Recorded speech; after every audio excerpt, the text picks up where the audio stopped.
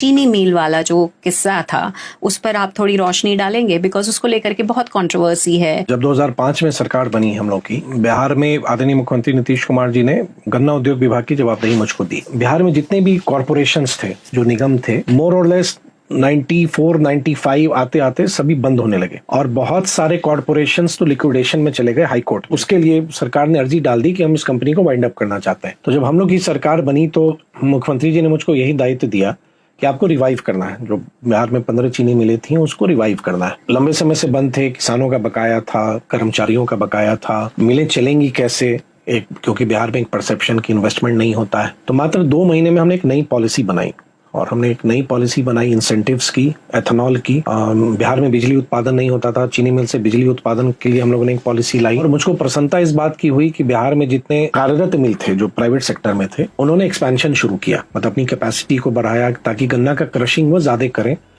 कई इकाइयों ने एथेनॉल भी शुरू किया और उस समय आपको स्मरण होगा कि पहली बार एथेनॉल पॉलिसी आई और 5% एथेनॉल ब्लेंडिंग पेट्रोल में भारत सरकार ने अलाउ किया। अब प्रश्न था कि क्लोज मिल का हम क्या करें। हमने पूरी उसकी एक पॉलिसी बनाई रिवाइवल की और स्टेट बैंक की एक इकाई है SBI कैपिटल्स, तो उनको हम लोगों ने अपना कंसल्टेंट बनाया। सारे यूनिट्स का वैल्यूएशन करा के एक बिडिंग प्रोसेस में हम लोग गए। हम लोगों ने एक्सप्रेशन ऑफ इंटरेस्ट मांगा, पूरी एक प्रोसेस जो होती है, कर्मचारियों का सेटलमेंट का प्लान बनाया। लगभग 9 करोड़ रुपए फार्मर्स के बाकी थे, उसको हमने क्लियर किया। जो हम लोगों ने एक्सप्रेशन ऑफ इंटरेस्ट निकाला, बहुत सारे इंटरेस्ट कंपनीज ने शो भी किया। मुझको प्रसन्नता है कि 31 मार्च 2008 में 2 चीनी मिल, जो लौड़िया है वेस्ट चंपारण में और सुगौली है ईस्ट चंपारण में, दोनों के लिए बिड्स हम लोग के पास आ गए थे हिंदुस्तान पेट्रोलियम के और 10% जो राशि उनको देनी थी उन्होंने भी जमा कर दिया। तो एक माहौल बनने लगा कि बिहार में अब शुगर इंडस्ट्री का टर्न अराउंड हो रहा है। बट 10-15 दिन बाद ही बिहार में कैबिनेट रिशफल हुआ और सभी मिनिस्टर्स के डिपार्टमेंट चेंज हो गए। तो मैं जो एक विजन से, मैं जो एक सोच के कार्य योजना बना के मैं काम कर रहा था, फिर मैं डिजास्टर मैनेजमेंट का मिनिस्टर बन गया। तो फिर जितने बिड्स वगैरह निकाले गए, कुछ कहीं लिटिगेशन हुआ, कुछ कंपनीज आई फिर नहीं आई, फिर पूरे देश में शुगर इंडस्ट्री रिसेशन में चला गया, नए प्रोजेक्ट्स नहीं आ रहे थे। तो कहीं ना कहीं ये जो पूरा रिवाइवल वाला था, 4 बार 5 बार टेंडर निकाला गया लेकिन कोई कंपनीज फिर आई नहीं। अब उनके साथ, बहुतों के साथ, और वो यूनिट ऐसी थी जो तुरंत चलाई नहीं जा सकती थी, एक्सपेंशन चाहिए था, उसमें काफी फंड्स की जरूरत थी। 200, 250, 300 करोड़ का इन्वेस्टमेंट था। एथेनॉल के प्रोजेक्ट्स मुझको याद है कि लगभग 24,000 करोड़ के एथेनॉल के प्रोजेक्ट्स के प्रपोजल्स आए हमारे पास, लेकिन गवर्नमेंट ऑफ इंडिया ने अलाउ नहीं किया उस समय 2007 में कि आप शुगर केन से एथेनॉल नहीं बना सकते।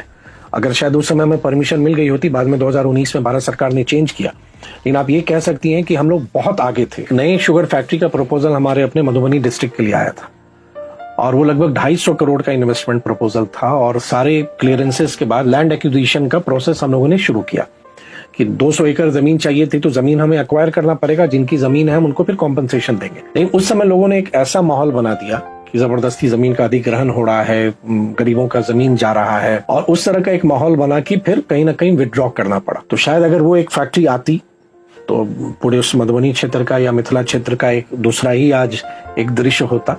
लेकिन अब मुझको लगता है, खैर पुरानी बात हुई, अब आगे क्योंकि एक नए दायित्व में मैं हूं, तो अब मेरी सोच यही है कि अपने अनुभव से, अपने समझ से जितना कुछ जो समय मिला है, अब उसमें कुछ मैं कर सकूं।